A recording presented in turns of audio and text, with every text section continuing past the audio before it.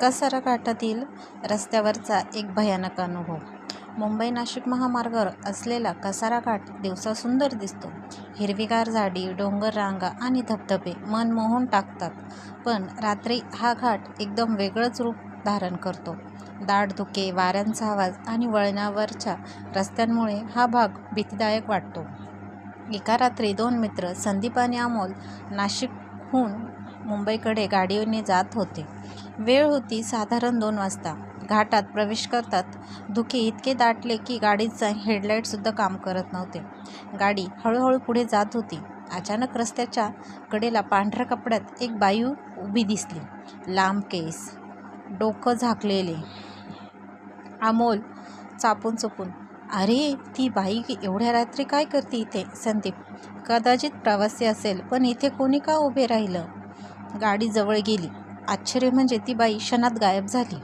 दोघेही दचकले, पण गाडी पुढे नेली.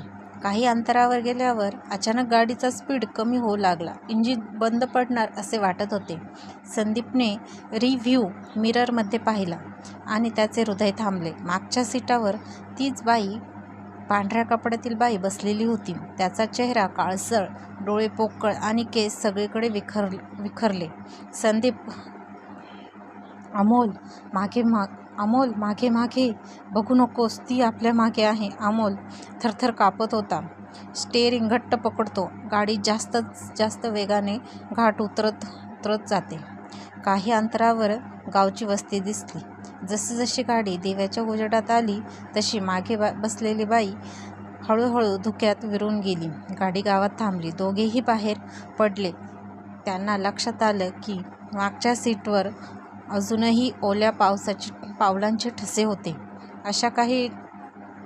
आजही काही ट्रक ड्रायव्हर आणि टॅक्सीवाले सांगतात की कसारा घाटात अशी पांढऱ्या कपड्यातील बाई दिसते. काहींनी ती फक्त रस्त्याच्या कडेला दिसते, तर काहींना वाहनात सुद्धा ती दिसते. म्हणतात अनेक वर्षापूर्वी या स्त्रीचा या घाटात अपघात झाला होता. तिचा आत्मा अजूनही शांती शोधत आहे. स्टोरी आवडली असेल तर स्टोरीला लाईक करा, चॅनलला सबस्क्राईब करा. धन्यवाद.